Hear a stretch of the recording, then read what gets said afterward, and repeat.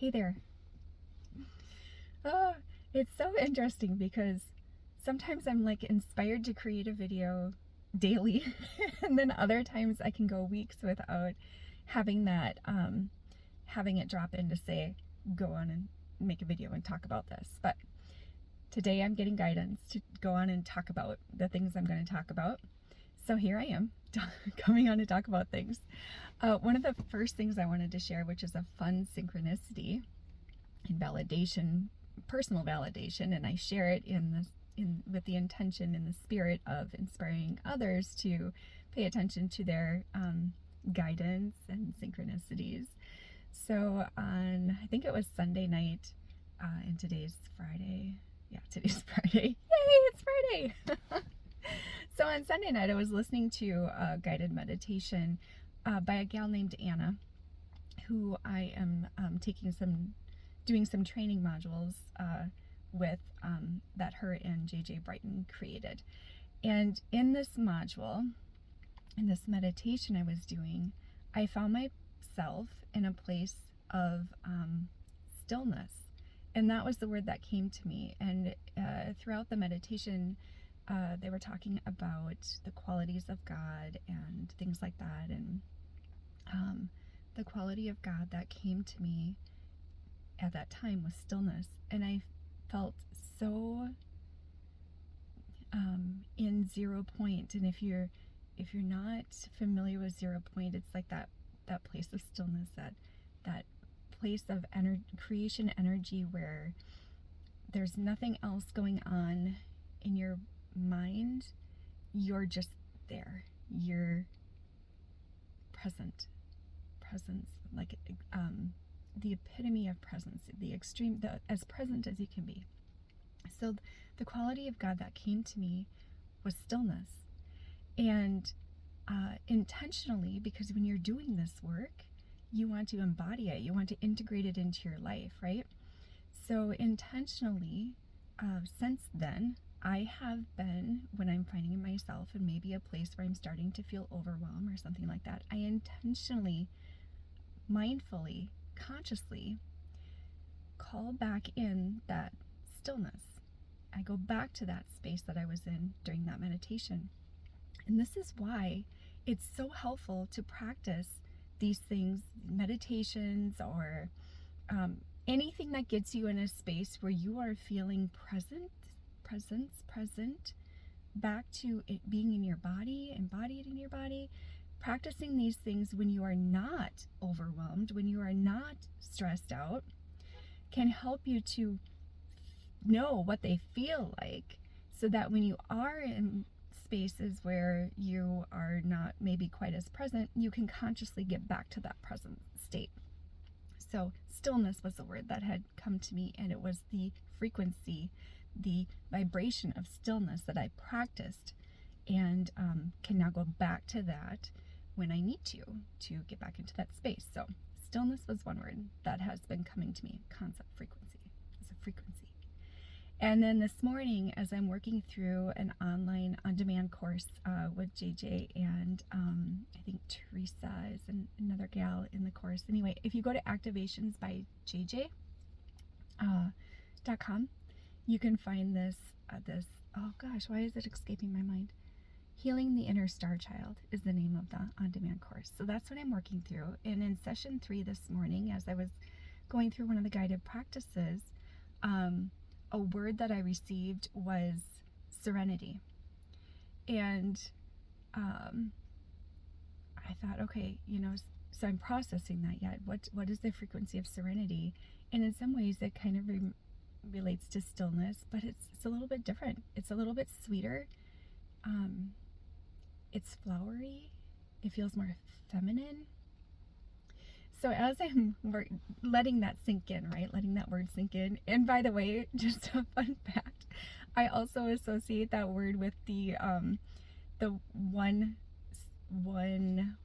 season series of Firefly, which is this kind of a sci-fi series that came out, I don't know, 10-15 years ago, but it was an awesome series. It lasted one season, and the spaceship the ship that they use is named Serenity, and there's a movie called Serenity on it too. So anyway, back to my synchronicity.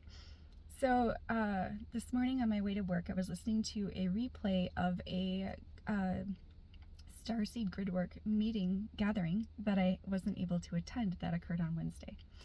And during the replay, as I'm listening, one of Alex is her name. Alex is leading the gathering, and she was talking about traveling recently and being in an airport and feeling overwhelmed in that airport, and how her team, her spirit, helped her come to a place where, and she used the words of stillness and serenity. I'm like, oh yeah, it's a fun synchronicity. So, and so many other synchronicities are happening as well as I listen to the replay of that gathering. So, okay, that's my synchronicity. Now, some of you watching may be familiar with portals like the 7/7 portal, which is July 7th, right? It's the 7th month on the 7th date. We recently had the 8/8 portal, the August 8th portal, which is kind of a big portal. There's the 11/11 portal. There's all these portals that are associated with. I need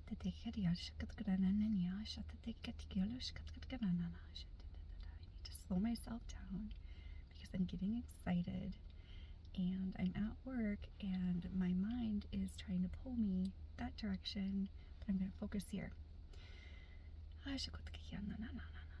So on the 8/8 portal this year, and these are it's how do I explain it?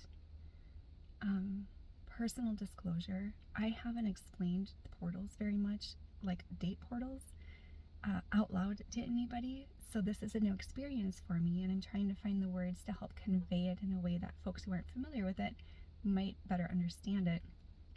So there's numerology, the energetics of numerology are associated with it, and it's when energies are maybe more potent, the veils of dimensions are thinner. I'm gonna let you sit with that. If you're not familiar with them, I'm gonna let you sit with that, and you can Google them and you can probably get a really good explanation of them. It's something that I know to be true and feel in my being, but I haven't quite yet found all the words to explain it to somebody who hasn't felt that. Because when what I've learned is that somebody can experience something to their core, and if other folks haven't experienced that, they just can't understand it, right? Sometimes they dismiss it outright, like, oh, you're just crazy. and that's a whole other thing. But okay, so on the 8/8 portal, a lot of the folks from my Starseed Gridwork community were at Mount Shasta and doing a lot of grid work there and had some really awesome experiences. I was on vacation with my family, which we do every year, and during the time of the 8/8 portal, I was at the Federal Dam in it's by Walker, Minnesota. It's on Leech Lake, or the Leech Lake River that takes you out to Leech Lake. So I was at the Federal Dam, which is a campground. It's a beautiful campground.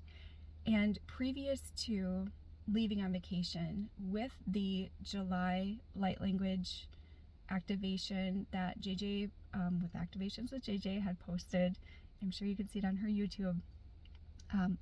As I listened to that light language activation, I received guidance that I was to open a stargate at my campsite on the 8/8 portal.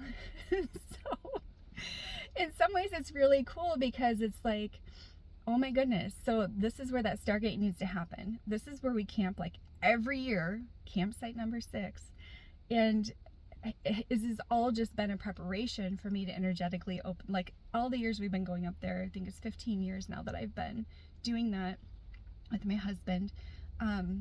it was all just preparation and calibration for me to open the stargate. It's mind-blowing, really, when you think about how everything leads up to be perfect in that moment, and the way things fall into place. You could never humanly imagine it. It's just a lot of fun. So on that date, I did open a stargate at our campsite. And by the way, I had never opened stargate before. Had somebody talk to me about opening a stargate 3 years ago, I would have been like, yeah, I don't understand. And that's probably where some of you are right now. Totally okay. So I opened the stargate and really received the guidance and the information that what I was doing in that moment was anchoring, physically, humanly anchoring energies from above and through the earth into that space.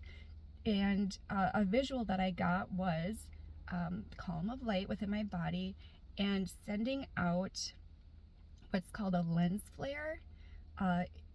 So if you look up lens flare on Google, it's like when your camera is taking a picture and the sun hits it just right, and you've got little circles and you've got little light flaring out. So essentially I call them light codes. And so all these lens flares, all these light codes were being sent out, and I feel continue to be sent out from that space in that place on the planet. And I sense that it was connected with the work that was being done at Mount Shasta, but I sense that there is a third space it was connecting with somewhere, like making a triangle, like intersecting through the planet. I don't know where that third space is. I haven't like taken a map of the world to triangulate what that would be. It's on my heart to do it. I just haven't done it yet. So that's what I was doing. And then on the 8-8 portal. And then for the rest of that vacation, which lasted another week, actually it went a little bit beyond a week, I found myself in a space of a lot of dense thoughts and heavy thoughts that haven't been normal for me.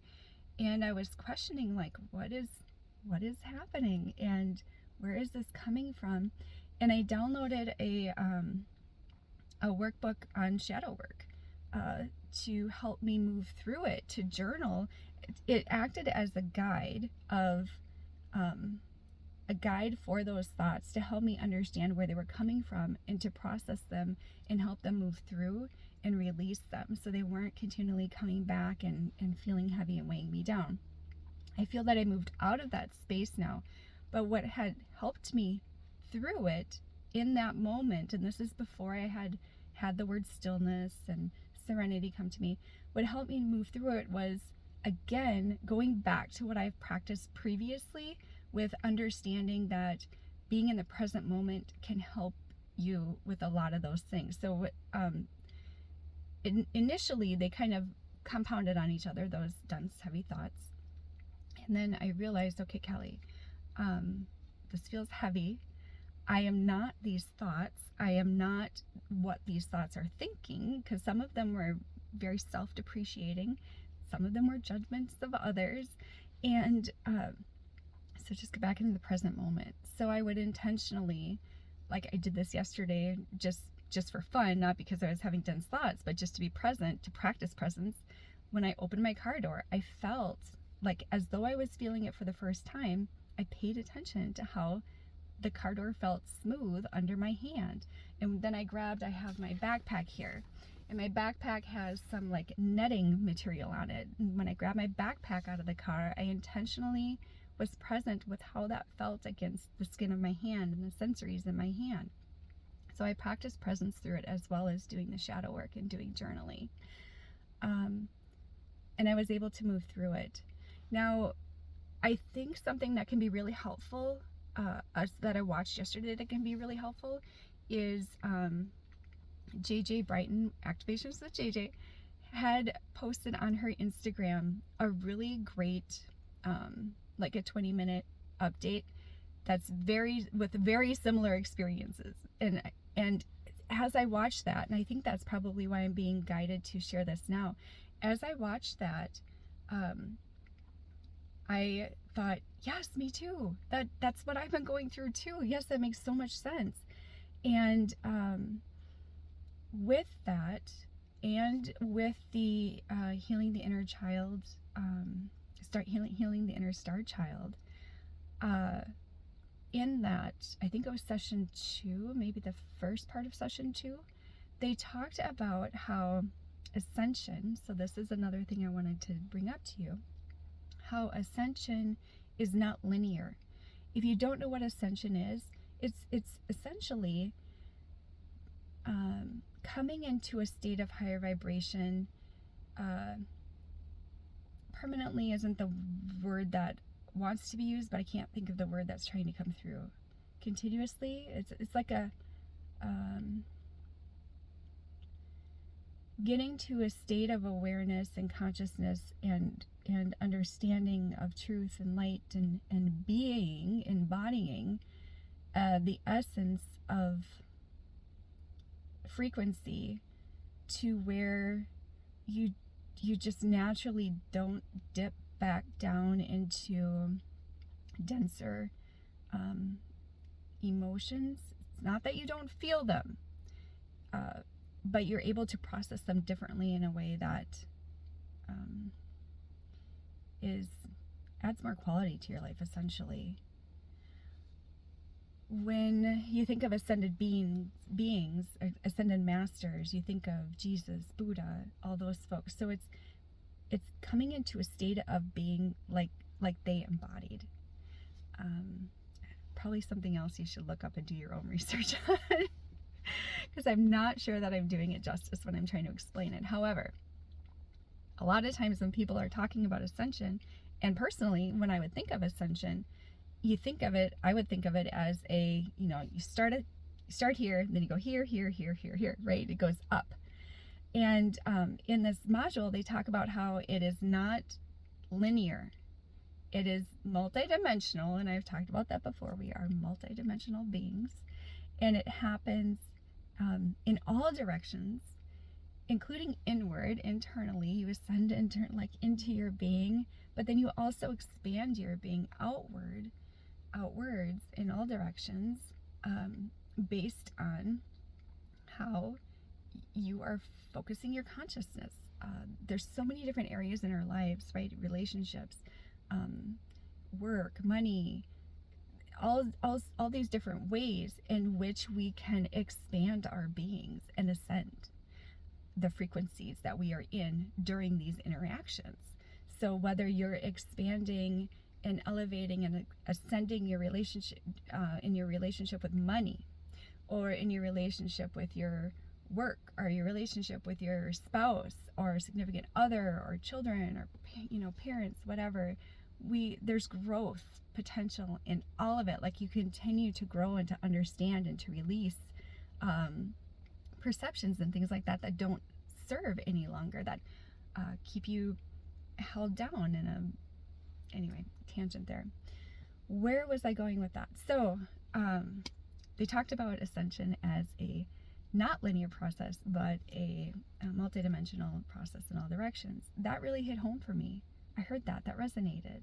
The next day on my way to work, I had started re-listening to a book by, I have to look at it here, by Danielle Laporte. So I love books. Spirit talks to me through books. I receive a lot of guidance and inspiration through books. And so I will, if it's one that's really speaking to me, I will have the audio version, I will have the Kindle version, and I'll have the physical version. And I'm bringing this one with me today because there's a passage in here that I want to share with my team at work about harm reduction. So, and how it relates to our work in mental health, and how we can help our patients by considering what harm reduction means and how we can incorporate that into our work. Anyway, so I was listening to that book, and she was saying very similar, the concepts she was talking about were very similar, but I was hearing it from a different perspective, and that helps too. When you hear things that are similar message, but you're hearing it from different perspectives, that adds to the multidimensional expansion. And what it did was, as I listened to that and considered what I had heard previously, about ascension being not linear, I had an inspiration, a download, an activation, a message from Spirit to create an expansion mandala, and I can't say the word, and ascension mandala for me, a personal ascension mandala through the use of AI. So I used Copilot to do this, but I went on to Copilot and I just typed in, create a hyper-realistic image of an expanding mandala with the energies of wife, nurse, dog mom, mother. I typed in all these different things that I thought spoke to what I am doing in this world, in the ways that I am gridding and spreading light. And I got these really beautiful mandalas, and that helps me in viewing those, helps me to integrate the whole concept and the whole theme of it. So that's a little blurb on ascension. There was another space I wanted to go into, and this is going to be actually a longer video. Another thing, when I was on my vacation and I was at the town called Walker, Minnesota, there's a store there called Terror Reflections. And I just need to pause for a moment because there's a helicopter approaching to take a patient, pick up a patient so that they are getting the care that they need, and it's hovering right over the car. As I drive into work or leave work and I see the lights on for the helicopters, I'm always so grateful that we have the ability to get patients the care that they need as soon as possible.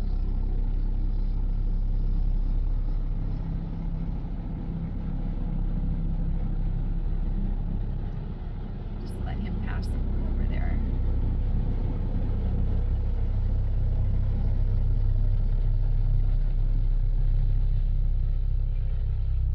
So I visited the store, Terror Reflections, and it is, there you can see him in the video there, sending love.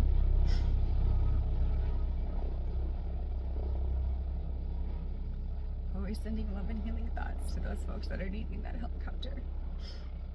I don't know why I'm emotional, but anyway, there it is. So I was in the store, Terror Reflections, and they have so many different crystals and so many different spiritual tools there. But I ended up picking up this little guy. He's an alien. He's a moss agate. I also picked up a couple of really beautiful Larimar stones. But this guy is who I am calibrating with today. And he feels very earthy. He does feel masculine to me, but he really is helping me feel connected with the change of seasons, because those are starting, we're moving into fall. The change of seasons, I feel so connected to Mother Earth and just really grounded and embodied when I calibrate with this guy. So there he is. There was one other thing I wanted to move into. What was that?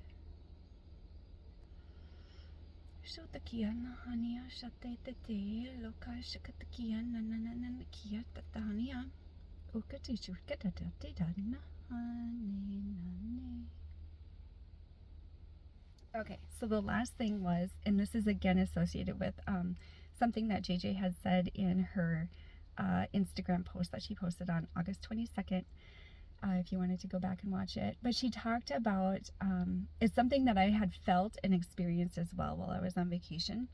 Like, thoughts in my head, like, I came to grid the land, but I feel like the land is gridding me. Like, I feel like I'm receiving more than I'm giving. And I was having judgments about that towards myself. Like, what is wrong with me that I can't, get in the space where I want to grid the land? And I did receive guidance, especially when I became present. Like, it's okay, Kelly. It's okay for you to receive too. Just be and receive. Practice your presence. Allow the shadow to come up so that it can be seen and witnessed and processed and released and integrated. Sometimes, it's not about even releasing. It's about integrating it. Like, making friends with the shadow, witnessing it, allowing it to come along, giving it a voice. Yes, there are so many ways in which we don't allow our voices to come through, that we suppress them for whatever reason. So this was an opportunity for me to give those pieces of parts of myself a voice. So as JJ was talking in her Instagram post, she addressed it. She was talking about how some people are gritting eternally and internally. Some people are gritting outwardly. Some people are gritting by going actually to the land. Others are gritting where they're at. And she used, and by the way, when I say grid work, I'm talking about sharing light, just sharing light. Sharing light, whether it's with the planet, the universe, another person, just sharing light, being light and sharing light. And one of the folks, actually a new member of our gridwork community, I believe her name is Andrea, had put in a post of hers that, you know, she realized that what she did was she brought it home for me. I was on my way home when I read the post. We were on our drive home, and what she said was so simple.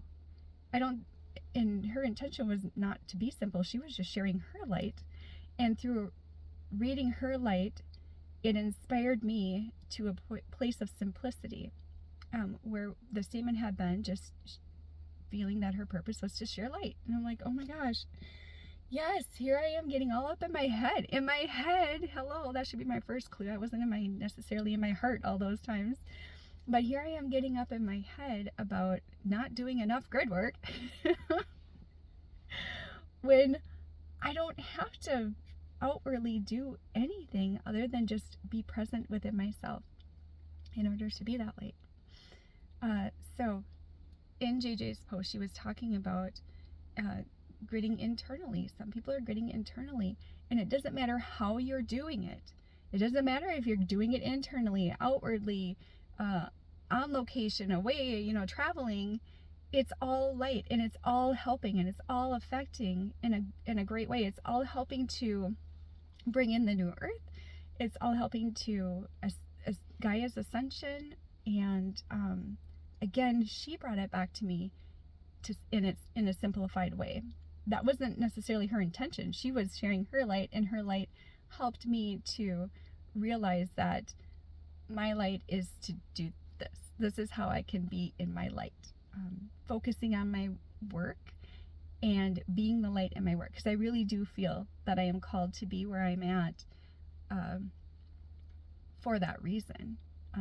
I was talking with a chaplain from our hospital system just a few weeks ago, because they do work with our patients in our mental health unit, and so we have a touch base every month where we talk about how things are going with that, and collaborating with the work. And he said to me, based on some information I shared with him about a personal family member, he's like, I can see why this is your passion. I can see why this work is your passion. And my response was that actually the passion came before the concerns with the family member or whatever. The passion was there, and I think the passion was there to prepare me. That's what I told him. The passion was there to prepare me for what I might be going through at any moment at this time. So yes, so gridding and bringing it back to JJ's Instagram post again. She talked about, is it an axiom? The Hermetic law, as above, so below, as within, so without.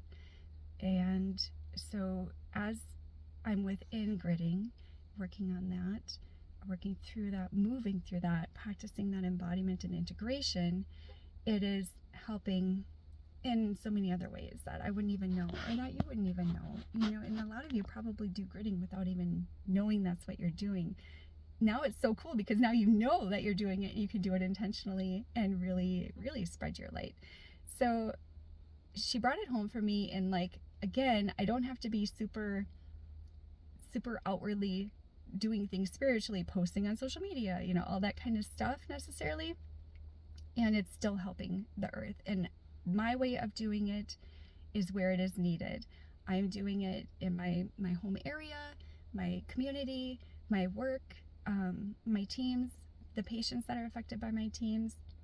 JJ does her grid work in this way, and she reaches so many people. Like, as I was considering what she was saying, I saw the flower of life, and I saw each intersecting line, where the lines intersect, as a node. And like, we are all the nodes in the flower of life, and we all have our space that we are gridding, that is expanding out and touching all the others. And by doing that, we are all touching each other. We are all one.